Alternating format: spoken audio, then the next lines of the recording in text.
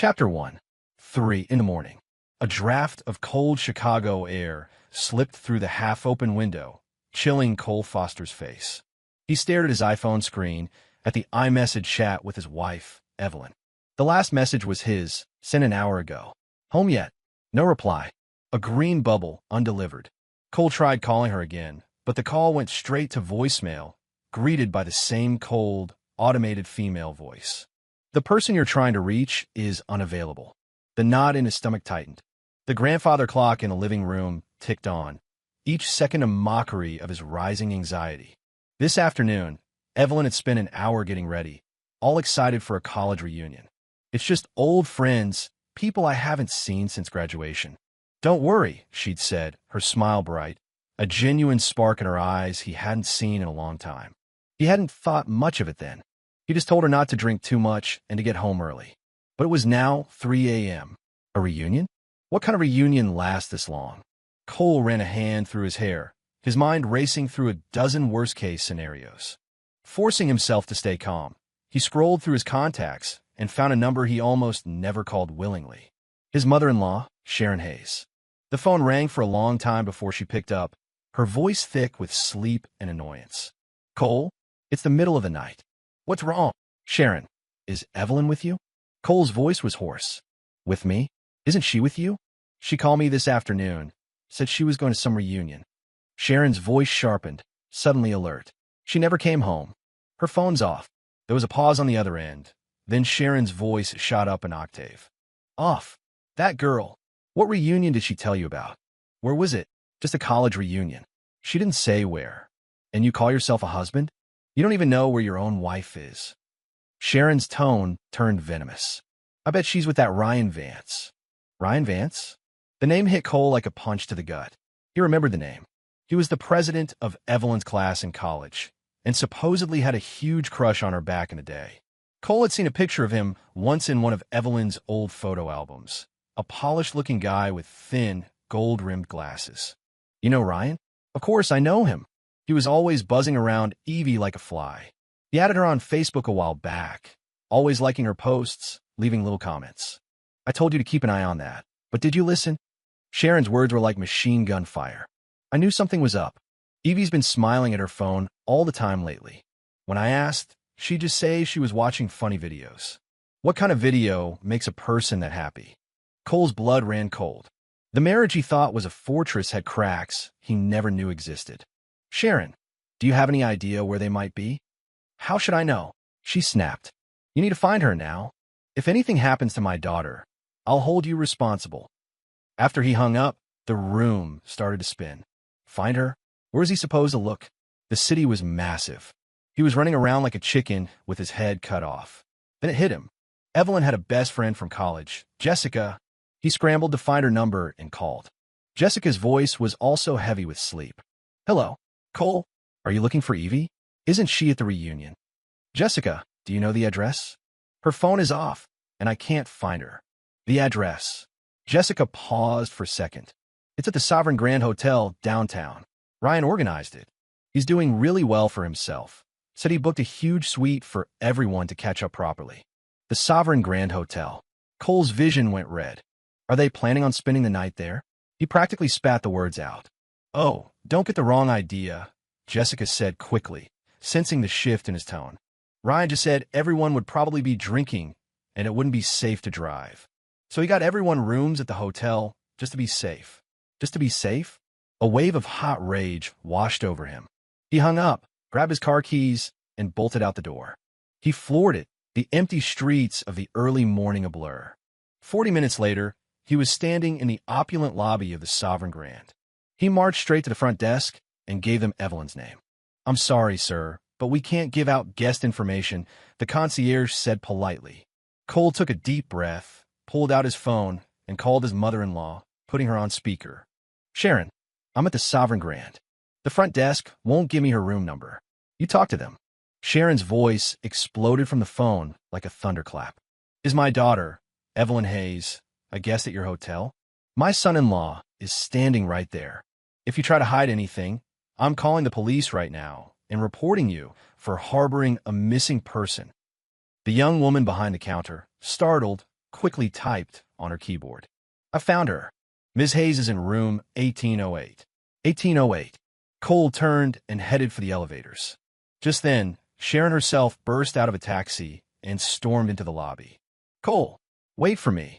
Apparently, she hadn't been able to rest and had followed him. They made eye contact, their expressions a shared mix of fury and dread. The elevator ride felt like an eternity, each ascending number a fresh twist of the knife. Ding! The doors opened. Room 1808 was at the end of the hall. They walked quickly, their hearts pounding against their ribs. Cole raised his hand to knock, but it was shaking too badly. Sharon shoved him aside and began hammering on the door with all her might. Evelyn, open this door. I know you're in there. Open up right now. Bang, bang, bang. The sound echoed through the silent hallway. There was no response from inside. Enraged, Sharon started screaming as she pounded the door. Evelyn, you shameless little tramp. You think you can hide? Get out here. Cole leaned against the wall, feeling his strength drain away. Just then, the door to the adjacent room, 1806, cracked open. A man poked his head out, annoyed. What the hell is all the noise? People are trying to sleep. Cole recognized him from one of Evelyn's reunion photos on Facebook. His name was Todd. Is Evelyn in there? Cole asked, his voice raspy. Todd froze, his eyes darting away. I don't know. The party ended hours ago. If it ended, why didn't she come home? Maybe she had too much to drink. Sharon didn't care. She pointed a finger right in Todd's face. You're all a bunch of enablers. Did you put my daughter up to this? Where's Ryan? Where's that Ryan Vance? Ryan. He's in 1808 too? Todd mumbled, his voice barely a whisper. The confession landed like a sledgehammer. Sharon trembled with rage, turning back to the door with renewed fury. Open the door. You two degenerates. If you don't open this door, I'll break it down myself. Perhaps the commotion was finally too much to ignore. The lock clicked. The door opened a crack. It was Ryan. He was wearing a silk hotel robe, open at the collar. His hair was a mess, and his face was a mask of feigned irritation and barely concealed panic. Sharon? Cole? What are you guys doing here?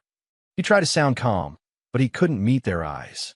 Sharon shoved him aside and burst into the room. Cole followed, his feet as heavy as lead. The suite's living room was a disaster, empty bottles scattered everywhere. The bedroom door was closed. Sharon didn't hesitate. She stormed over and threw it open. The room was dark, lit only by the faint glow of the city outside. On the bed, a figure wrapped in the sheets shot upright at the sound. It was Evelyn. She was also wearing a hotel bathrobe, her hair disheveled, her face a mixture of a hangover's confusion and the shock of being woken up so violently. When she saw her mother and her husband standing in the doorway, she froze. All the color drained from her beautiful face. Chapter 2. The air in the room turned to ice. For people, for corners of a twisted, tragic tableau. Evelyn's lips parted, but no sound came out. She clutched the robe tighter, her eyes wide with a cornered animal's shock and panic. What are you doing here? Her voice was a dry, trembling whisper, a shadow of its usual confident tone. Sharon shook with a fury so intense she couldn't speak. Her lips trembled as she pointed a finger at her daughter. Finally, she raised her hand and brought it down in a vicious slap. Crack! The sharp sound echoed in the silent room. 5 red fingerprints bloomed on Evelyn's pale cheek. She was stunned, her hand flying to her face as she stared at her mother in disbelief. Mom, you hit me? I'll do more than that. You shameless girl. Sharon's voice was a raw, wounded cry. You've disgraced our entire family. She lunged forward, grabbing and hitting at Evelyn like a woman possessed. You're married. You have a husband. How could you spend the night in a place like this with another man? I didn't. Evelyn shrieked, try to fend off the blows. It's not what you think. Not what we think. Cole, who had been silent until now, finally spoke. His voice was terrifyingly calm, as still and dark as a deep lake with a deadly undertow. He walked slowly into the bedroom. His gaze swept over the rumpled bed, over the matching bathrobes on Evelyn and Ryan, and finally came to rest on the nightstand. 2 empty wine glasses sat there. Next to them was a small, open cardboard box. Trojan. The iconic logo burned itself onto his retinas like a branding iron. In that single instant, his entire world came crashing down. Every ounce of reason, every shred of restraint turned to ash. Not what we think, he repeated, a bitter, self-loathing smile twisting his lips. Then what is it, Evelyn? Tell me, what is it? Evelyn followed his gaze and saw the box. The blood drained from her face, leaving it a ghostly white. No, that's not. Cole, please, let me explain. She stammered, scrambling to get out of bed. Explain. Cole let out a hollow laugh, filled with despair. Explain that you drank too much and got swept up in a moment, or that you were just in here having a friendly chat under the covers. That's enough. Ryan suddenly rushed forward, planting himself between Cole and Evelyn, playing the role of protector. He glared at Cole. Don't you dare talk to her like that, Foster. You have no right. Do you have any idea how you've been treating her? His intervention was like throwing gasoline on a bonfire. Cole's bloodshot eyes locked onto him. How I treat her is my family's business. Who the hell do you think you are? I'm her friend, and I can't stand by and watch her be miserable. Ryan declared, as if he were some kind of hero. You're always at work. When was the last time you actually paid attention to her? You weren't there when she was sick. You didn't notice when she was down. What have you ever given her besides money? The words were daggers, each one hitting a nerve. He was busy. He worked himself to the bone to provide for their family, to give Evelyn the life he thought she deserved. He thought financial security was the ultimate expression of his love. And now, here was another man, in a hotel room with his wife, accusing him of not caring enough. The irony was crushing. So, you decided to care for her? Cole's voice was ice. Care for her all the way into a hotel bed. You. Ryan's face went pale. You shut your mouth. Sharon spun on Ryan, a lioness defending her territory, however compromised. You home-wrecking piece of trash. Get out. Get out of here right now. Sharon, it's not what it looks like.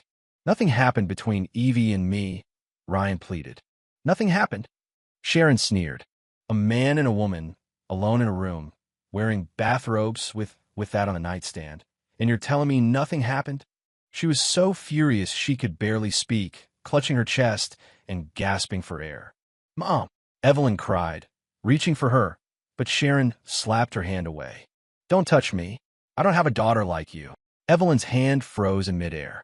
The tears she'd been holding back finally broke free, streaming down her face. She turned to Cole, her eyes begging for a lifeline. Cole, believe me, nothing happened. I drank too much last night, and Ryan was just looking after me. Looking after you? Cole pointed a trembling finger at the damning box. With this? Is this how you look after someone? Evelyn's mouth opened and closed, but no words came out. She had no idea how that box got there. All she remembered was Ryan constantly toasting her at the reunion, bringing up old inside jokes from college. She hadn't felt that happy, that carefree, in years. Before she knew it, she was drunk. The rest was a blur of fragmented memories. She thought she got sick. Ryan held her up, saying he'd take her to her room to rest. And after that, nothing. Complete blackness until she woke up in this nightmare. Looking into Cole's eyes, filled with a depth of disappointment she'd never seen before, Evelyn felt an invisible hand squeeze her heart until it hurt to breathe. She knew it was over. No explanation, no matter how true, could stand up against the scene in front of them. Cole didn't look at her again. He didn't look at Ryan. He slowly turned his back and walked out of the suffocating room, his posture rigid with a final, heartbreaking resolve. Cole! Evelyn screamed, chasing after him in a blind panic. Barefoot and wearing only the thin hotel robe, she ran into the hallway. Cole, wait. Please, just let me explain. He stopped at the elevator, but didn't turn around. Evelyn, he said, his voice devoid of any emotion. Let's get a divorce. With that, he pressed the down button and stepped inside without a backward glance. The doors slid shut, sealing off her tear-streaked face. Sealing off 7 years of marriage. Evelyn collapsed onto the cold hallway floor, a desperate sob escaping her lips. Sharon rushed out and saw her daughter's pathetic state, a storm of pity and rage on her face. She yanked Evelyn up from the floor. Crying? What good is crying now? You're sorry now? Where was that last night? Mom, I swear I didn't. Be quiet. Sharon shot her a glare, then turned her fury on Ryan, who was standing guiltily in the doorway. And you, this isn't over. You just wait. She dragged the devastated Evelyn toward the other elevator. The hallway was empty except for Ryan. He watched them leave, the panicked, innocent look on his face slowly melting away. In its place, a faint, triumphant smile emerged. He walked back to the nightstand, picked up the empty Trojan box, and slipped it into his pocket. Everything was going according to plan. Chapter 3.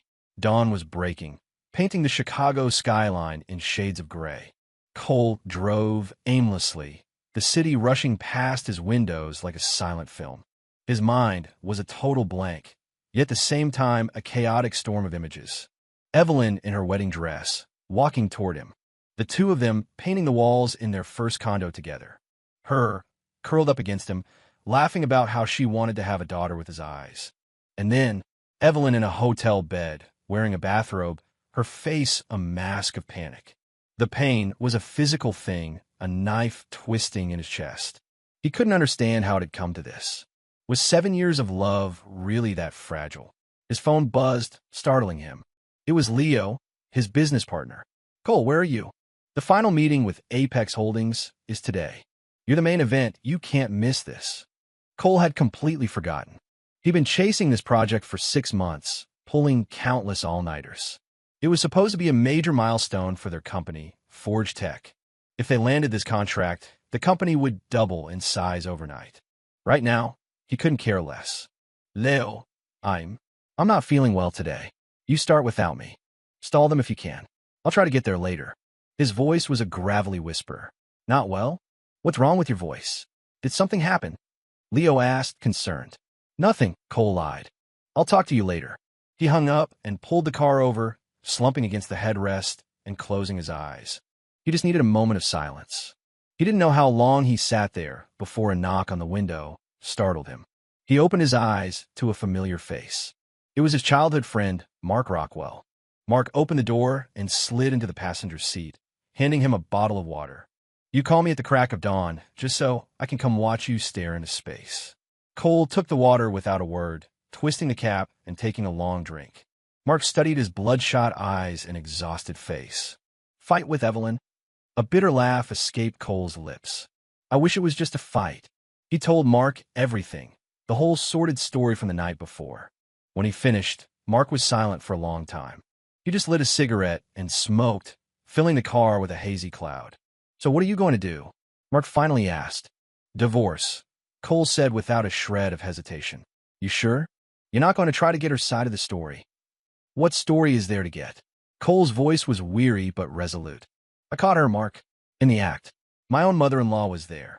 How am I supposed to trust anything she says now?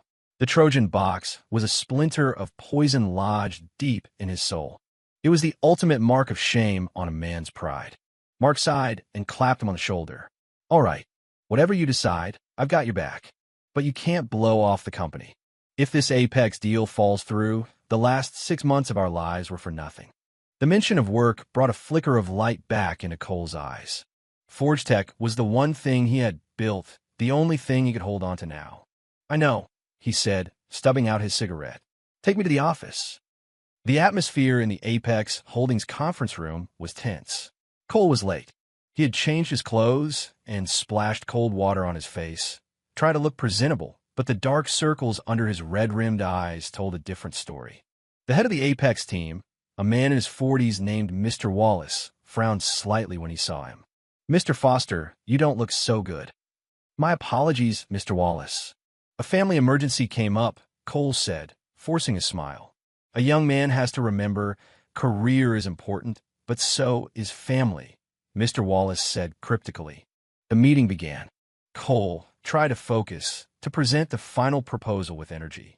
But his mind kept betraying him, flashing images of Evelyn's face. His speech became rushed, his logic muddled. Leo was trying to signal him from across the table, but it was like he was in a fog. Finally, he stumbled on a key financial projection. Mr. Wallace immediately cut him off. Mr. Foster, that number doesn't seem to match the report you sent us last week. Cole froze, fumbling with his papers. He saw the mistake. A cold sweat broke out on his forehead. I'm sorry, Mr. Wallace. That was a slip of the tongue. Mr. Foster. Mr. Wallace's face hardened as he closed his portfolio. I admit, your proposal is excellent.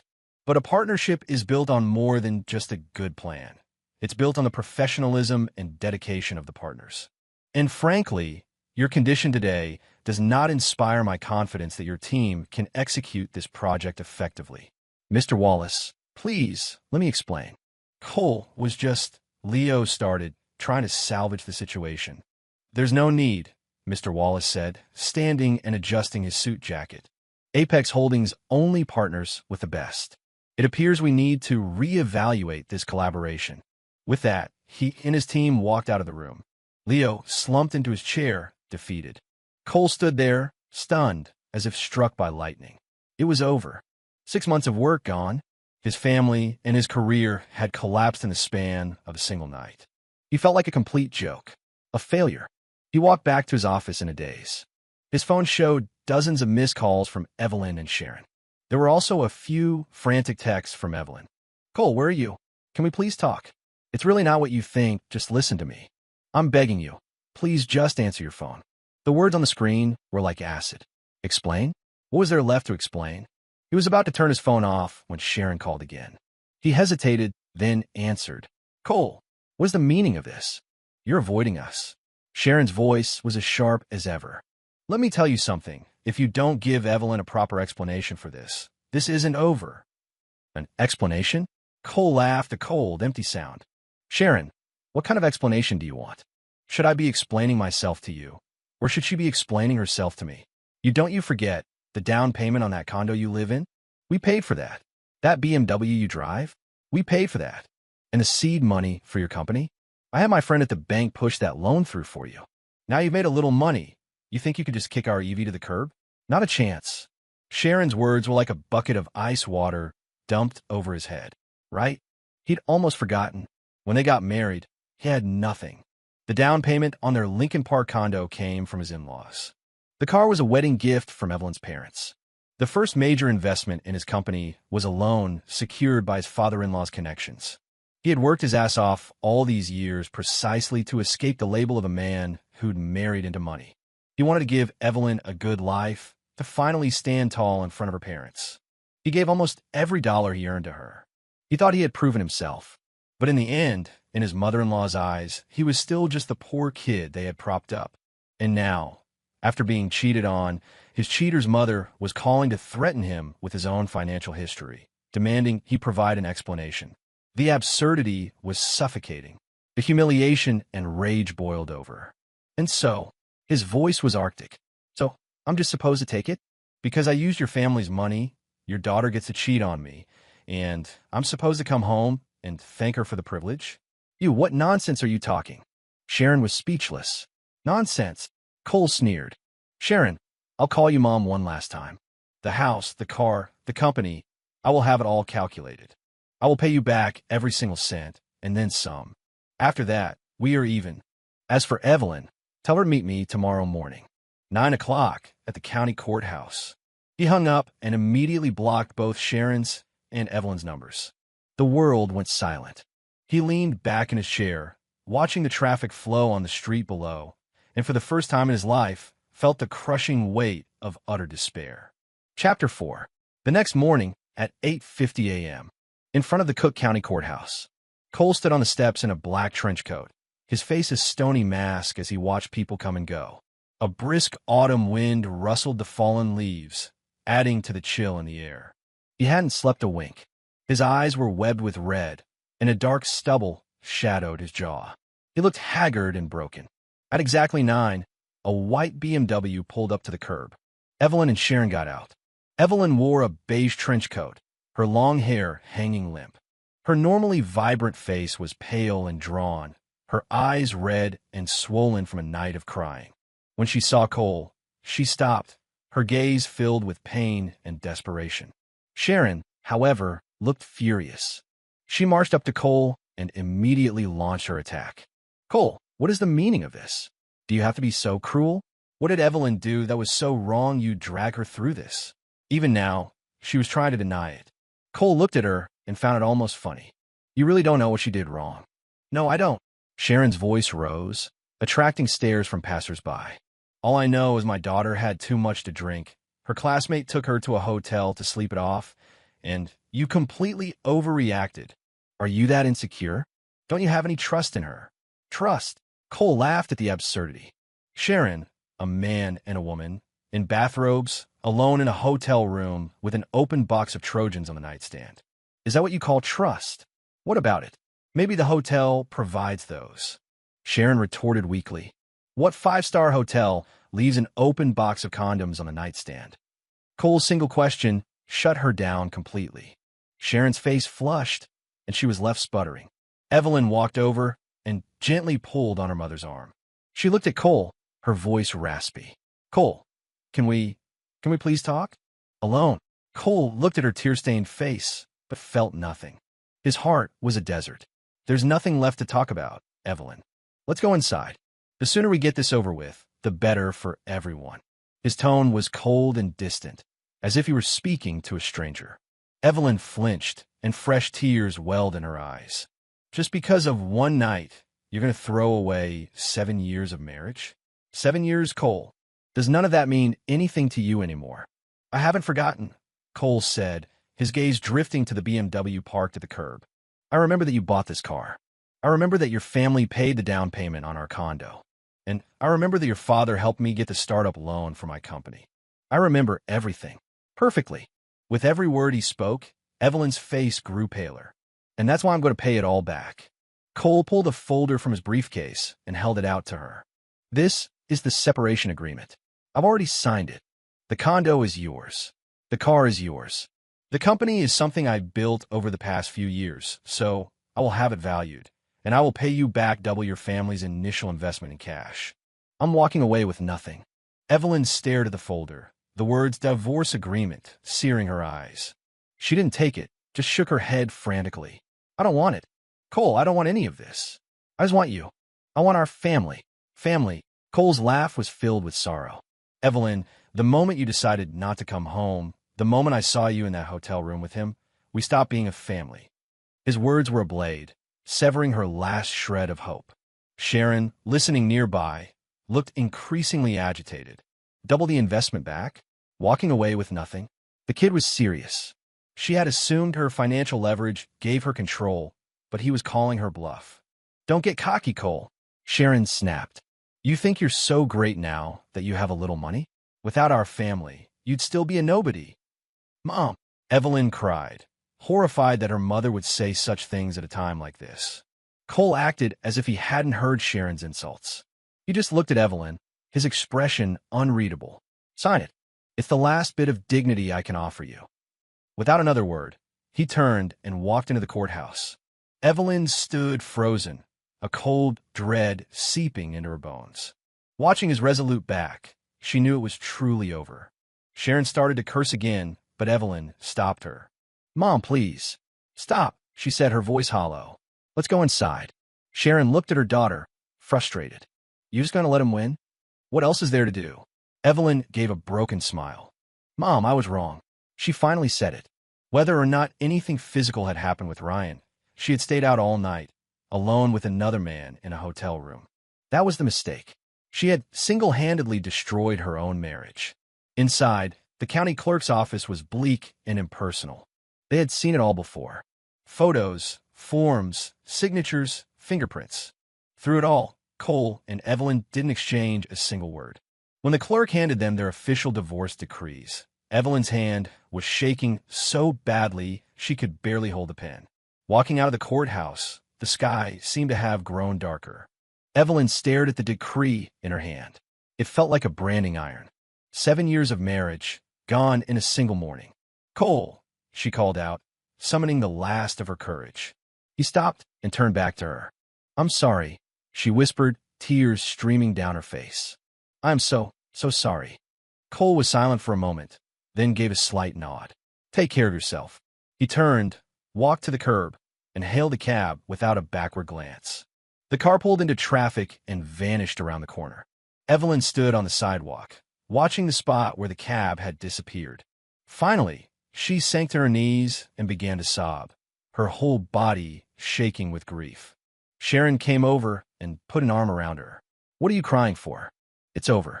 A man like that isn't worth it. We'll find you someone better. Evelyn didn't answer. She just cried until she had no tears left, knowing she had just lost the one person in the world who had loved her most. And she had been the one to push him away. In the back of the cab, Cole watched the city blur past. He took out his phone and called Leo. Leo, I need you to do something for me. Anything. What is it? Contact Mr. Wallace at Apex. Tell him I have a new proposal and I need to speak with him again. But after his reaction yesterday, I don't think he'll take the meeting. You don't know until you try, Cole said. A new, hard-edged determination flickered in his eyes. Before, he had worked so hard for his family, for Evelyn. Now his family was gone. All he had left was work. Leo paused on the other end. Okay, I'll try. But are you all right? I'm fine, Cole said, his voice flat. I've never been better. He hung up and gave the driver his office address. When Cole walked back into Forge Tech, every employee could feel the icy new aura around him. This was not the easygoing boss they knew. His eyes were sharp as knives, his face an emotionless mask. Leo met him at his office door, his own face etched with worry. So, it's done. 2 words. They hit Leo like a punch. You actually did it? Yeah, Cole said, offering no further explanation as he walked into his office. Let me know as soon as you hear from Apex.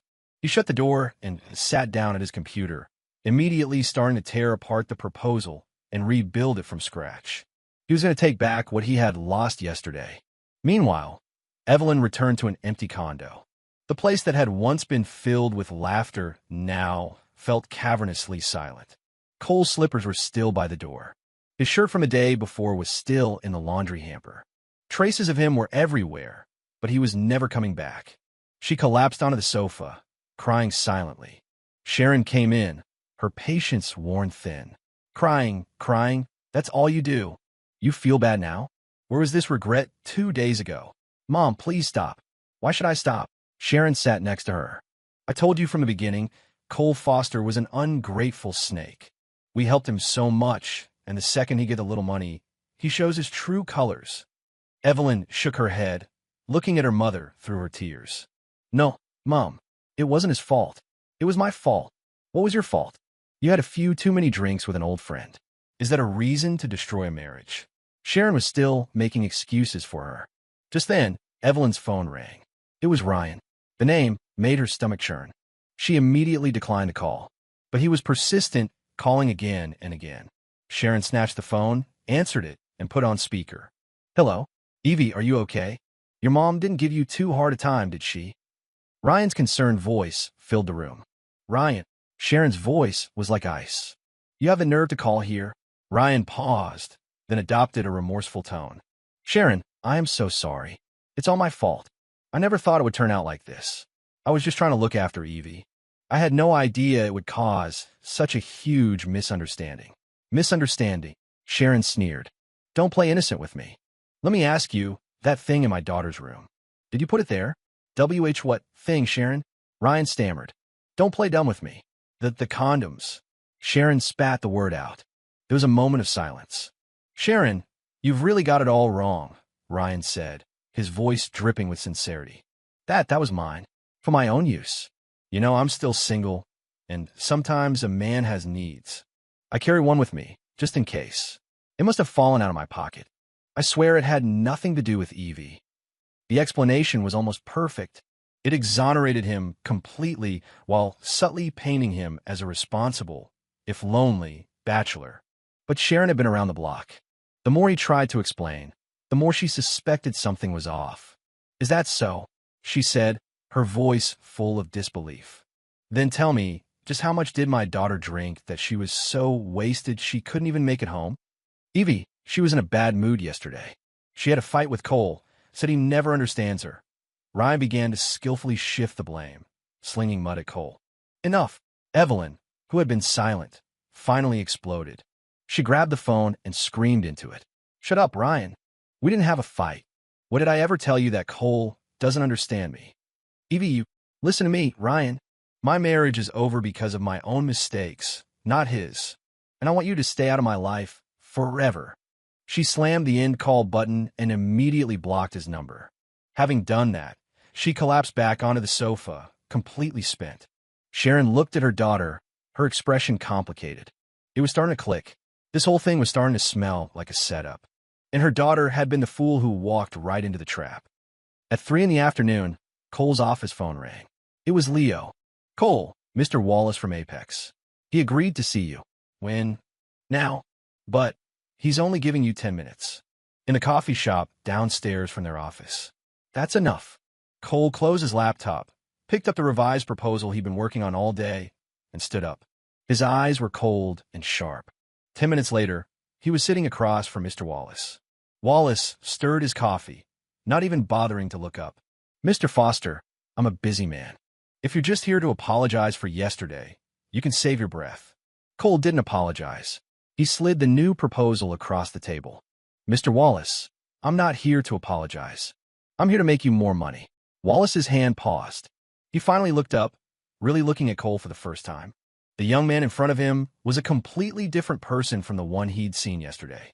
Yesterday's Cole was a defeated wreck. Today's Cole had the eyes of a predator, filled with ambition and an unnerving focus.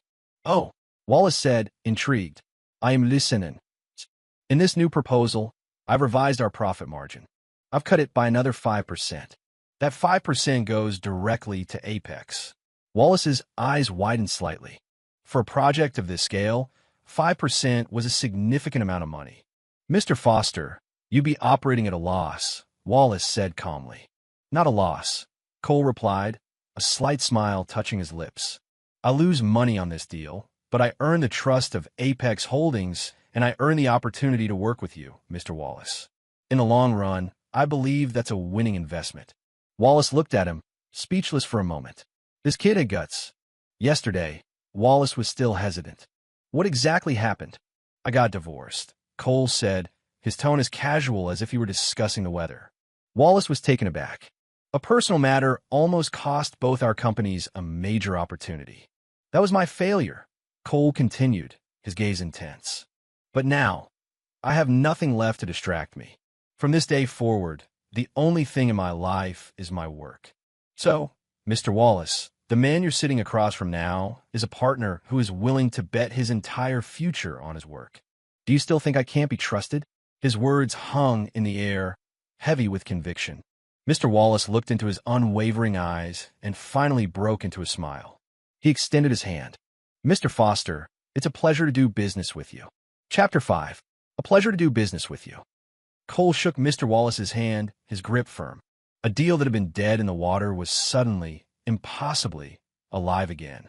Walking out of the coffee shop, he was met with the afternoon sun. He looked up at the sky and let out a long, slow breath. There was no joy, only a placid emptiness. This was just the beginning. He was going to rebuild himself, bigger and stronger, until the humiliation of the past was nothing but a distant memory. Back at the office, Leo was pacing anxiously. Seeing Cole, he rushed over. "Well, did it work?" Cole nodded. "We're back on." Leo slapped his thigh in excitement. "I knew you could do it. How did you convince that old fox?" Cole just handed him the revised proposal. Leo's eyes went wide as he read it. "Are you insane? You gave them another 5 points?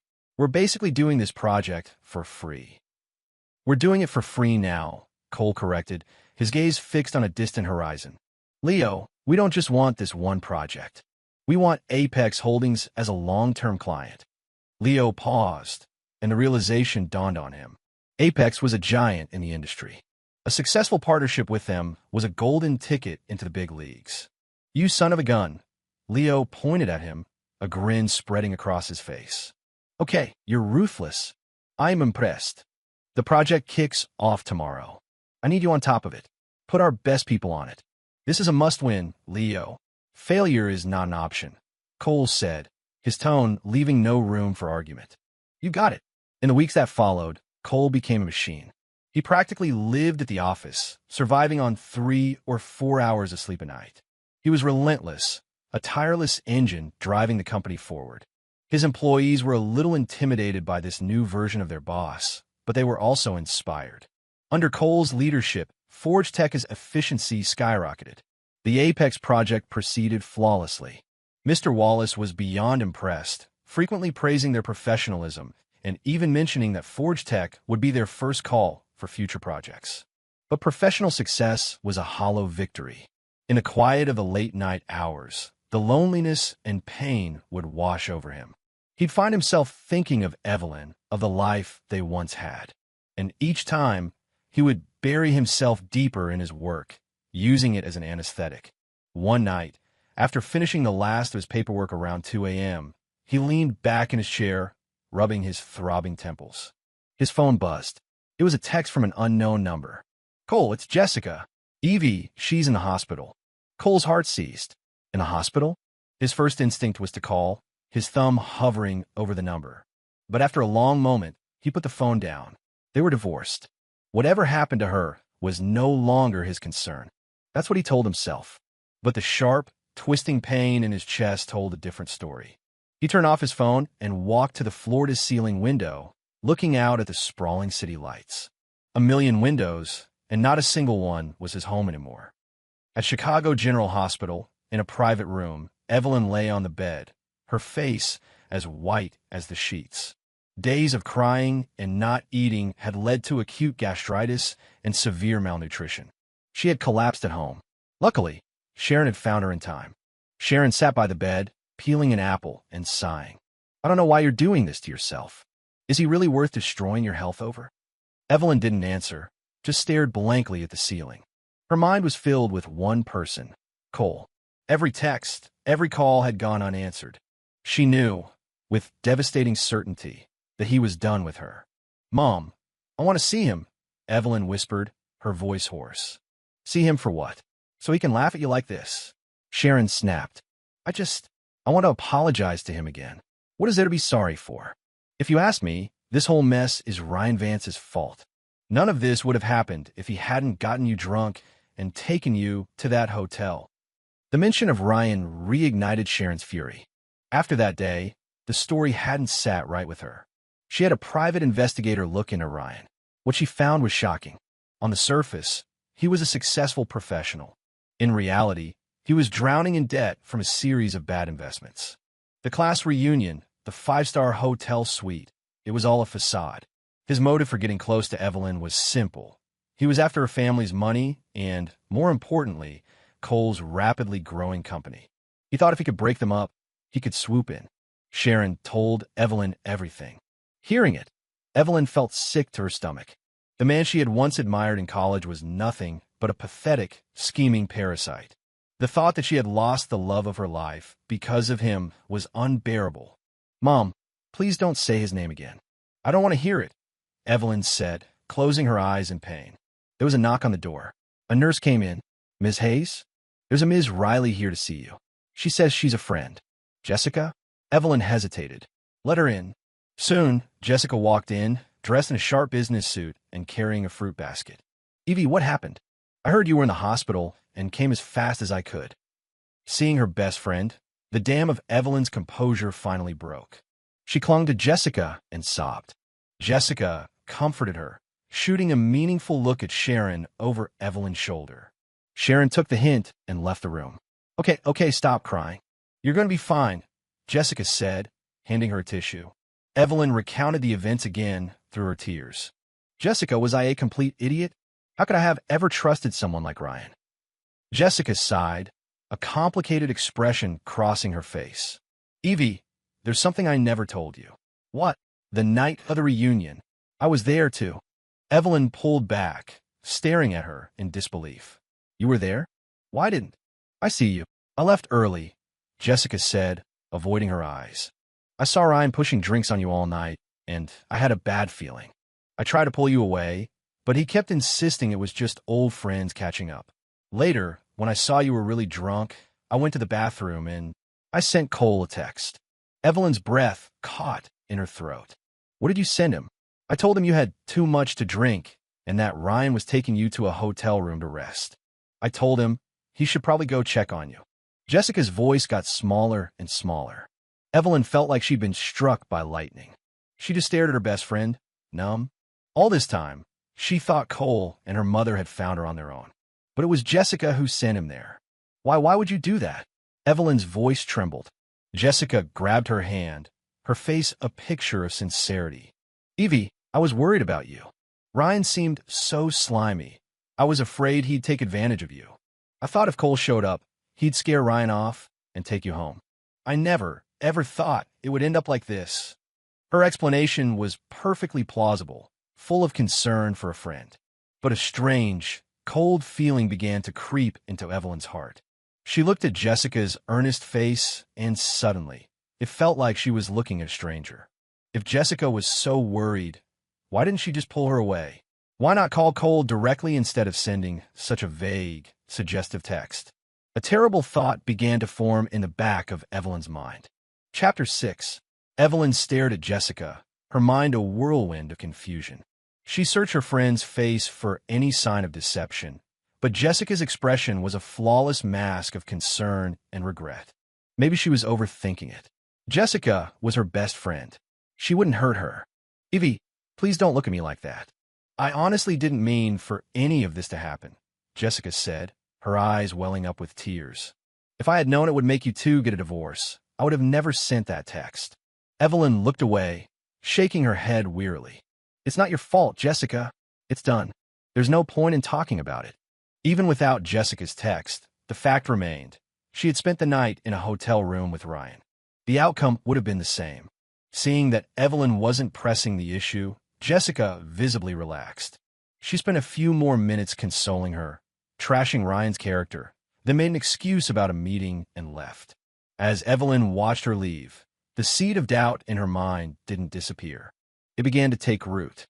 A month later, thanks to the successful partnership with Apex Holdings, Forge Tech Solutions was the new rising star of the Chicago tech scene. New contracts were pouring in. The company was expanding so rapidly that Cole had to lease the adjacent office space and go on a hiring spree. He was busier than ever, too busy to think about anything but work. As promised in the divorce agreement, he had the condo and the car titles transferred to Evelyn's name. He hired an accountant to perform a full valuation of his company, calculated the principal of his father-in-law's initial loan plus a generous portion of the profits, and wired a lump sum of $5 million to Evelyn's account. With that, he felt he had finally completely severed his ties to the past. One day, just as he was wrapping up a video conference, Leo walked in with a sly grin. "Got something for you."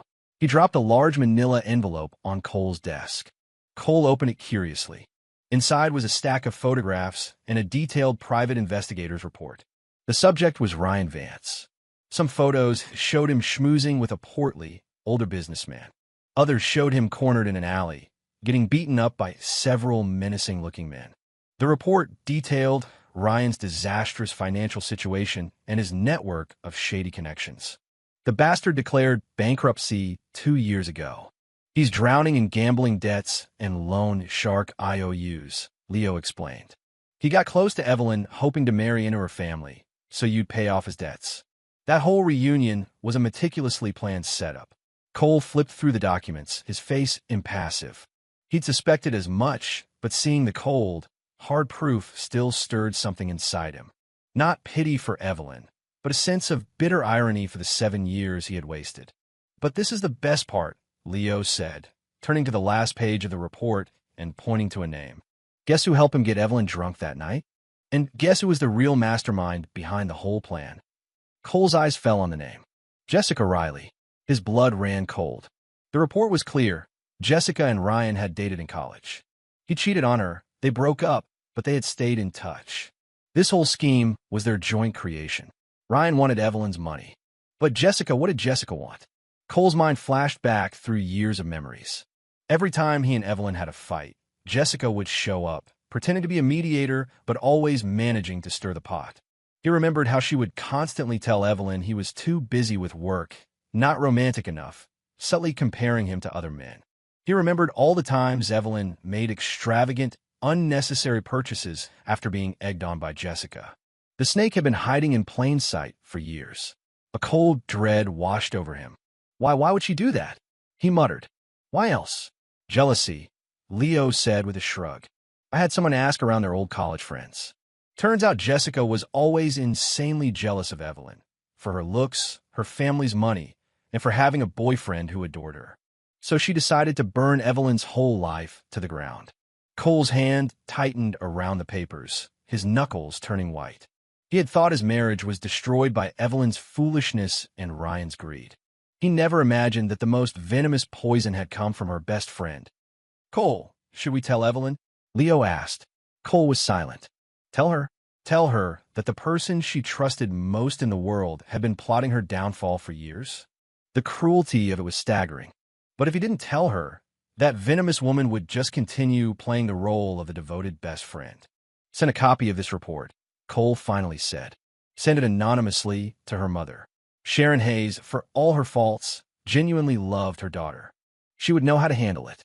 3 days later, at the Hayes residence, Sharon stared at the contents of the anonymous manila envelope, her face pale with rage. Evelyn, coming out of her room, was startled by her mother's expression. "Mom, what's wrong?" Sharon didn't speak. She just threw the envelope on a coffee table. The photos and papers scattered across the surface. Evelyn picked one up. When she saw who was in the picture, she froze. It was Jessica and Ryan, standing outside a seedy motel, their arms around each other, looking very much like a couple. She grabbed the report. With every page she read, a deeper chill settled into her bones. Her hands began to shake uncontrollably. It was her. It was really her. Her best friend, the maid of honor at her wedding, had conspired with Ryan to set the ultimate trap.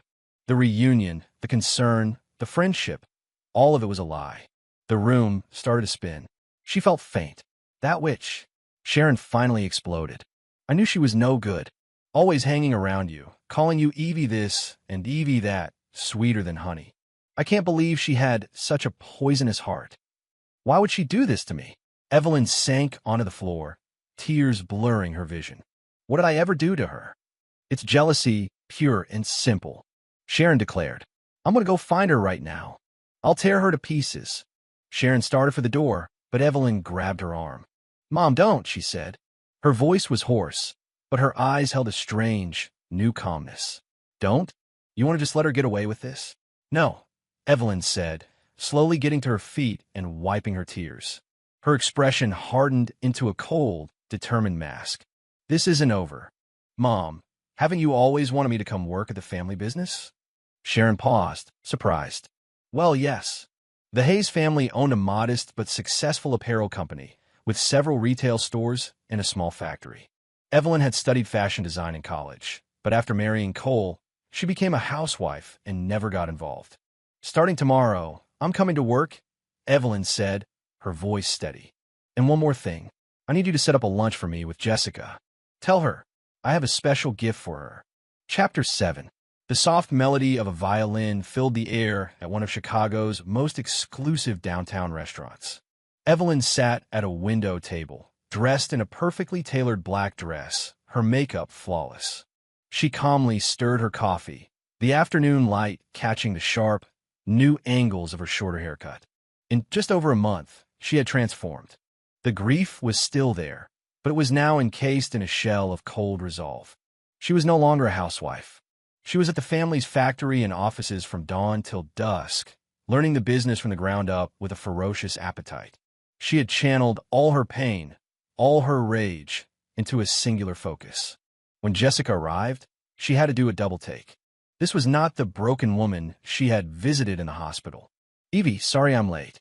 The traffic on the loop was a nightmare," she said, flashing a bright smile as she sat down and tossed her Hermes bag onto the empty chair. "Wow, you look amazing.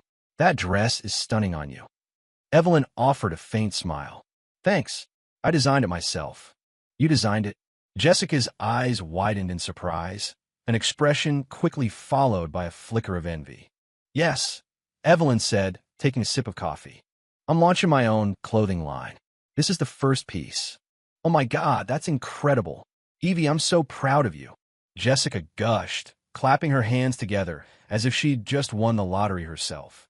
Hypocrite, Evelyn thought, her smile never wavering.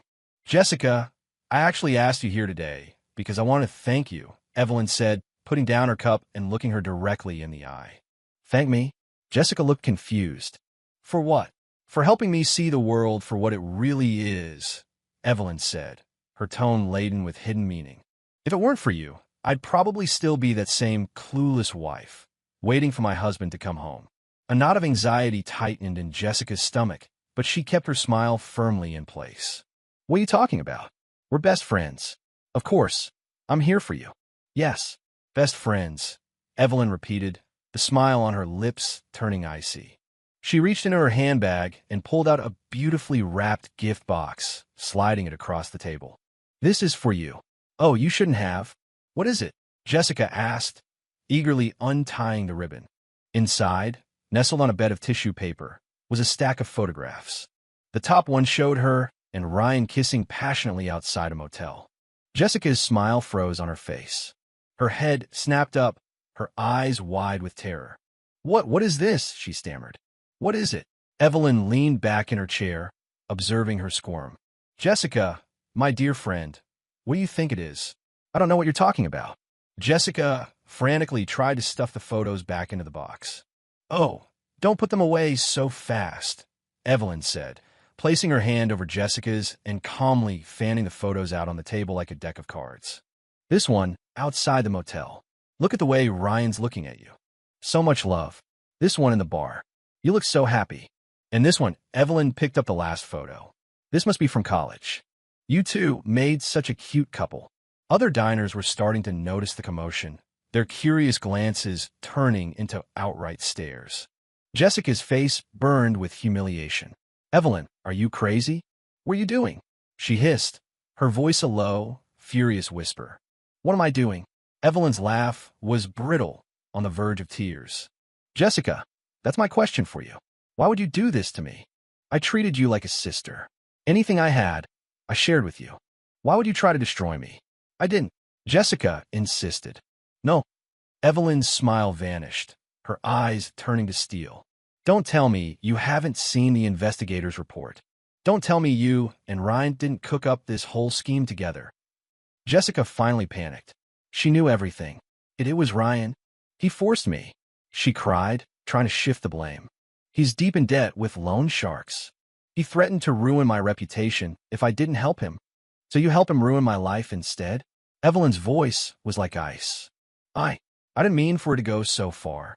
Evie, please believe me. Jessica started to sob, her go-to manipulation tactic. Enough. Evelyn slammed her hand on the table, the sharp crack silencing the nearby chatter. The entire restaurant was now watching. Stop it, Jessica. Just stop with the pathetic act. Evelyn stood, towering over her, her eyes blazing with contempt. You were jealous of me. I know. You were jealous of my family, my looks, and the fact that Cole loved me. So you decided to burn it all down. Did you really think destroying my happiness would bring you any of your own? Let me tell you something, Jessica. You failed. Evelyn picked up her glass of water and, without hesitation, dumped it over Jessica's head. Ah! Jessica shrieked, soaked and sputtering. The cold water mixed with her expensive makeup, leaving streaks down her face. That, Evelyn said, her voice shaking with rage, is for years of your backstabbing. She then picked up her glass of red wine. The crimson liquid splashed down the front of Jessica's white designer dress, staining it irrevocably. And that is for destroying my marriage. Evelyn grabbed a handful of cash from her purse and threw on the table. Lunch is on me. From now on, we're done. And you better pray I never see you again. She turned and walked away, head held high, through the sea of shocked faces. Behind her, she could hear Jessica's hysterical screams and curses. Evelyn didn't look back. The moment she stepped outside, she felt a massive weight lift from her shoulders. But the relief was fleeting. Vengeance hadn't made her feel whole. The emptiness was still there. She knew that no matter what she did to Jessica and Ryan, she could never get back what she had lost. She looked up at the overcast sky. A single, cold drop of rain landed on her cheek. She couldn't tell if it was rain or a tear. Chapter 8. The day after she publicly destroyed her best friend, life went on. Evelyn was back at the office, burying herself in a mountain of paperwork. The only difference was the way people looked at her now, with a newfound respect and a little bit of fear. The scene at the restaurant had briefly become a viral sensation on local social media before being scrubbed, but the damage to Jessica's reputation was done. Evelyn didn't care. The only thing she cared about now was building her brand and proving she could stand on her own. That afternoon, her father, Robert Hayes, walked into her office, his expression serious. "Evie, I need to see you for a minute." In his office, he handed her a thick binder. "This is the bid proposal for the new Eastgate development project. Take a look." Evelyn flipped through it, surprised. The Eastgate development was a massive, new commercial zone the city was opening up. Every major player in Chicago was vying for a piece of it. For a company the size of Hayes Apparel, bidding on it was like a guppy trying to swallow a whale. "Dad, are we really going to bid on this?" "Not by ourselves," Robert said, shaking his head. "Someone wants to partner with us." "Who?" "Apex Holdings."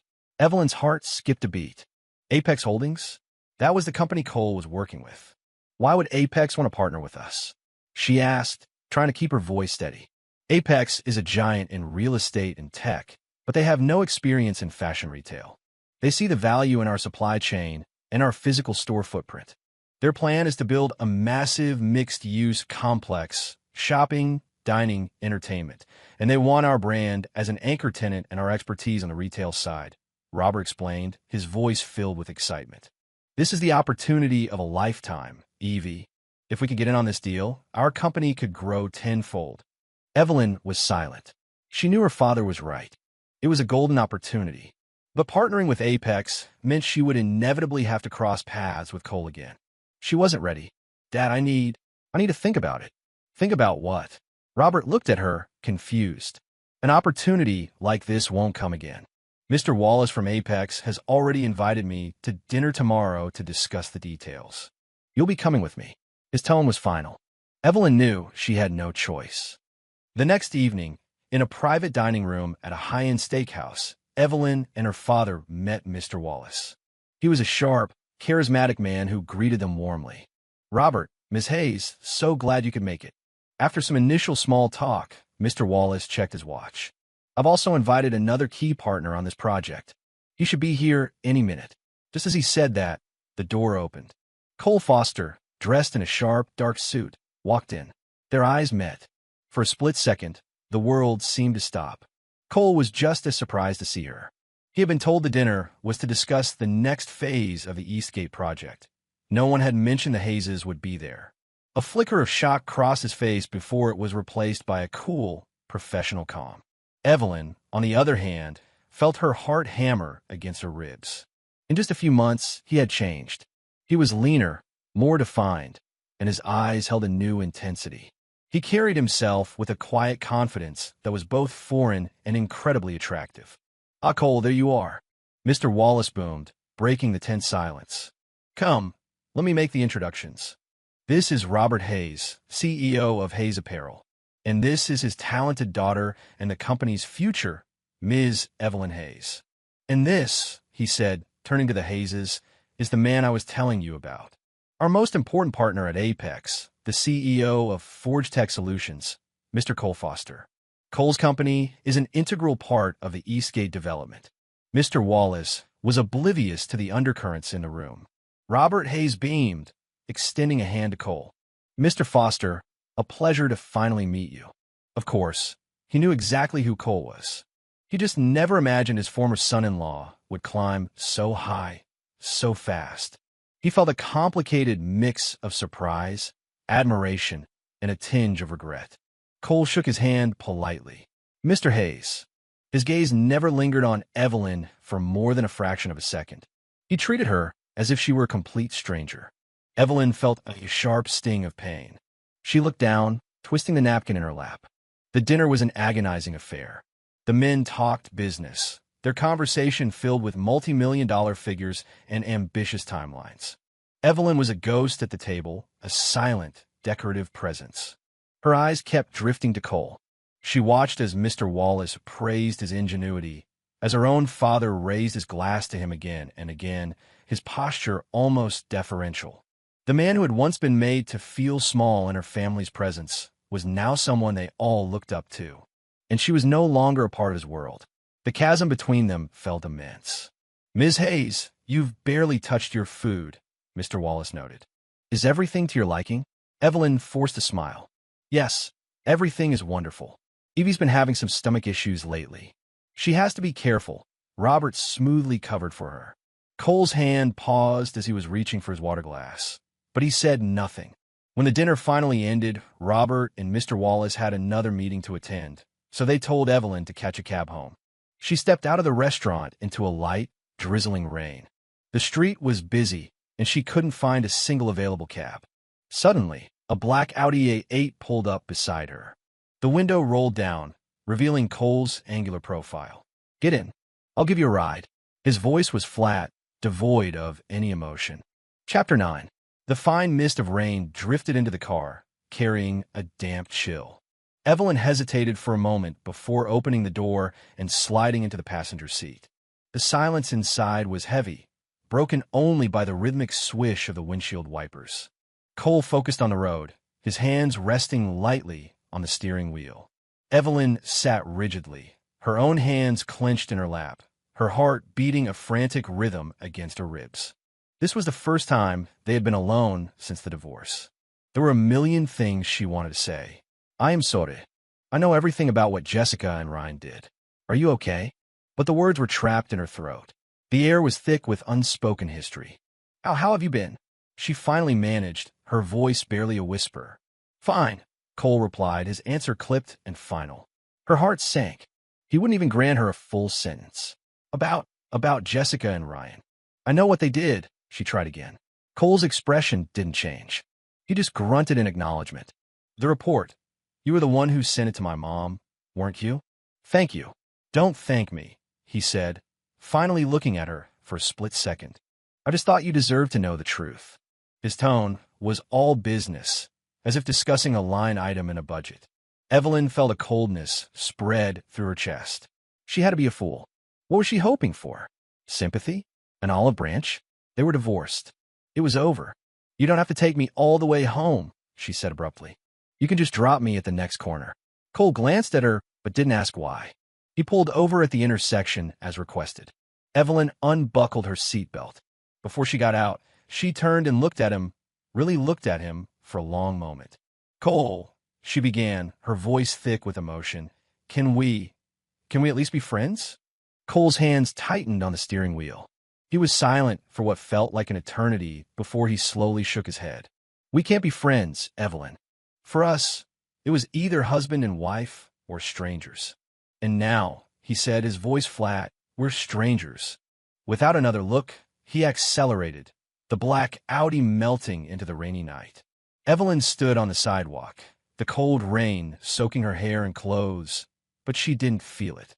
Tears streamed down her face, indistinguishable from the rain. Strangers. He said they were strangers. 7 years of love, of life, of history, all erased and reduced to a single devastating word. The Eastgate project was officially greenlit, and Hayes Apparel was a confirmed partner. This meant that, professionally, Evelyn and Cole's lives were now intertwined. For Evelyn, it was a special kind of torture. She could see him, but only from a distance, across a boardroom table. She watched him command meetings, solve complex problems with an unnerving calm, and earn the respect of everyone he worked with. He was moving further and further away from her, and with every step he took, her love for him deepened into a painful ache. Regret became her constant companion. If only she hadn't gone to that reunion. If only she had seen Jessica for who she really was. If only, but there were no if-onlys. One night, after a marathon planning session that stretched late into the evening, the project team was finally packing up. Just as Evelyn was about to leave, Cole called out to her. "Ms. Hayes, I have a few new thoughts on the location for your flagship store. Do you have a minute to discuss it privately?" It was the same detached, professional tone, but it made her heart leap. Of course. They went to his temporary office on site. He poured her a glass of water and spread a large floor plan across his desk. "I've been analyzing your brand's target demographic, and I believe moving your flagship store to this location would be far more advantageous," he said, pointing to a prime corner spot on the map.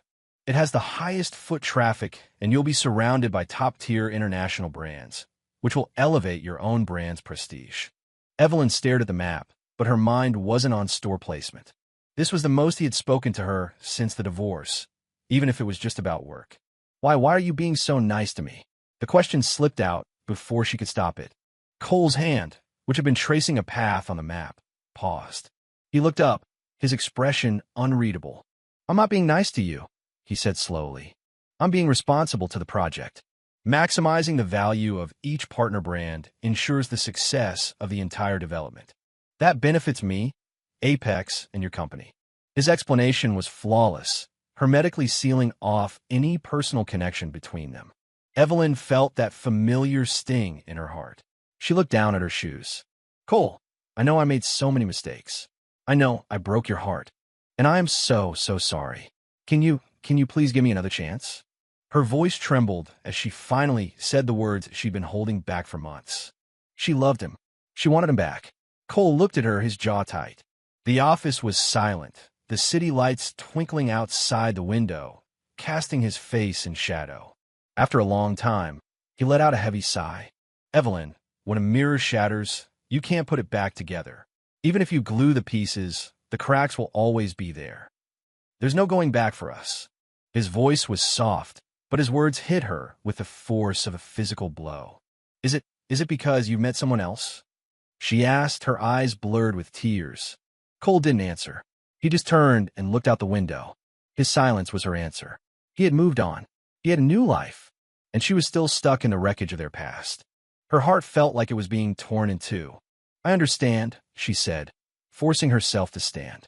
She wiped her eyes and managed a smile that was more painful than a grimace.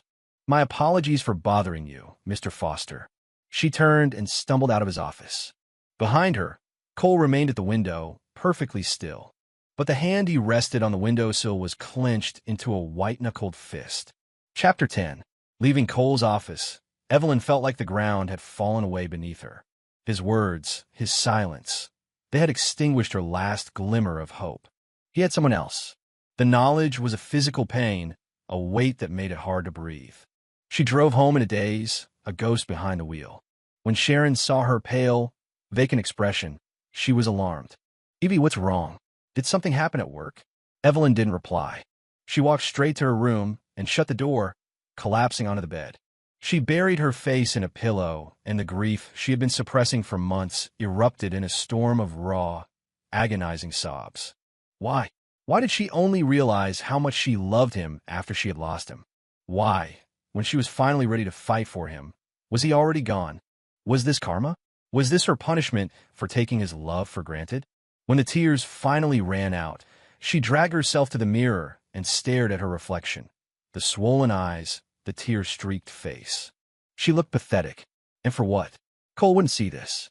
He wouldn't care. He was happy with someone new. All she was doing was torturing herself. No, no more. A new resolve hardened in her eyes. Even if she couldn't have him back, she would not let him see her like this. She would build a life for herself. She would show him, and herself, that she could be happy without him. Happier, even. From that day on, Evelyn changed. She packed away her grief and poured every ounce of her energy into her work. She became relentless. She traveled, she researched, she sketched, she fought for better materials and smarter designs. She pulled all-nighters, revising her collection dozens of times, perfecting every last detail. On the grand opening night of the Eastgate Commercial Complex, her hard work paid off. The launch of her new brand, Evelyn, was the main event. The gala was a glittering affair filled with Chicago's elite. Evelyn, wearing a stunning silver gown of her own design, took the stage as the brand's founder and creative director.